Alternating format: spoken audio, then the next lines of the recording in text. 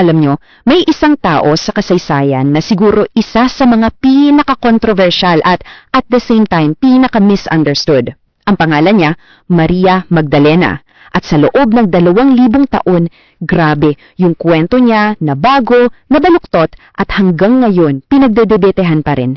Kasi isipin niyo, di ba? Santa, tapos makasalanan, tapos asawa pa raw? Itong tatlong imahe na to sobrang magkakaiba. Paano nga ba nangyari na ang iisang tao nagkaroon ng ganito karaming mukha sa kasaysayan? Yun yung tanong? Okay, so sa pag-uusap natin ngayon, sisilipin natin yung mga alamat, titingnan natin yung mga ebidensya, at susubukan nating buuin ulit kung sino nga ba talaga siya, mula sa mga pinakaunang sulat hanggang sa mga tingin sa kanya ngayon.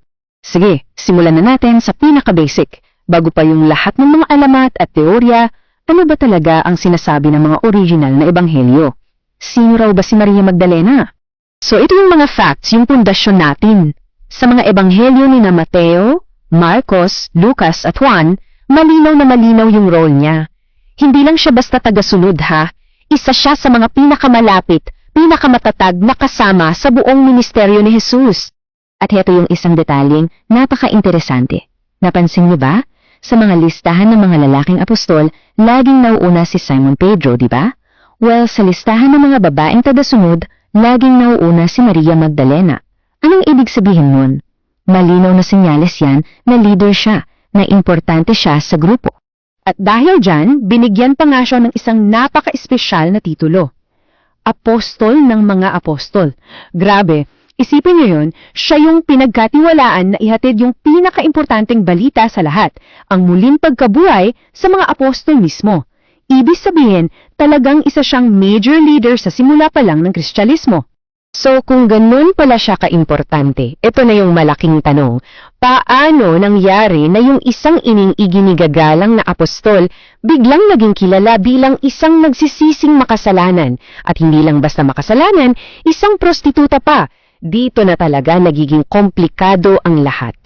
At linawin natin to ito yung pinakamahalagang punto. Walang-wala, as in zero, kahit isang talata sa Biblia na nagsasabing si Maria Magdalena ay isang prostituta. So saan nanggaling yung ideyang yan na kumalat ng husto? Well, nagsimula ang lahat sa isang malaking pagkalito. Kasi pinaghalo-halo yung kwento ng iba't ibang babae sa Biblia. Si Maria ng Magdala, ipinagkamali siya dun sa hindi pinangalan ng babaeng makasalanan sa Luke, tapos isinama pa si Maria ng Betanya, yung kapatid ni Lazaro. Kumbaga, tatlong magkakaibang tao ginawang iisang karakter lang. At alam nyo ba, mayroong tayong eksaktong petsa kung kailan to bumaga, kumbaga, naging opisyal. Noong 591 AD, sa isang napaka-influential na sermon, si Pope Gregory I mismo ang nagsabi na yung tatlong babaeng yun, iisa lang. Dahil sa bigat ng salita niya, yun yung tumatak sa isip ng mga tao sa loob ng mahigit 1,000 taon, na si Magdalena yung nagsisising makasalanan. Dito sa timeline, makikita natin kung gaano katagal nagtagal yung maling paniniwala na yan. At tingnan nyo medyo bago lang, noong 1969, dun palang opisyal na itinama ng simbahang Katolika. Sinabi nila, oops, magkakaibang tao pala sila. Pero kahit na, di ba, yung alamat, andyan pa rin, nakatapak pa rin sa kultura natin. Okay, pero teka muna, may isa pang version ng kwento ni Magdalena. At ito, hindi natin makikita sa Biblia. Galing ito sa mga sulat na tinatawag na Gnostic Gospels, mga tekstong isinulat pagkatapos ng mga ebanghelyo.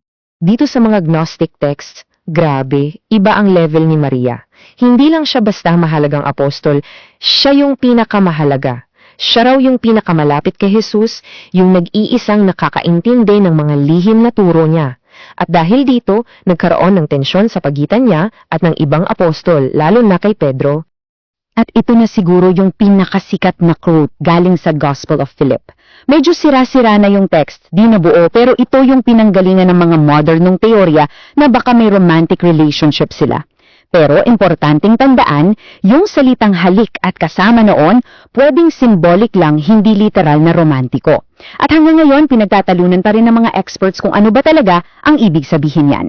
At paulit-ulit na lumalabas sa mga Gnostic texts, yung alitan nina Maria at Pedro.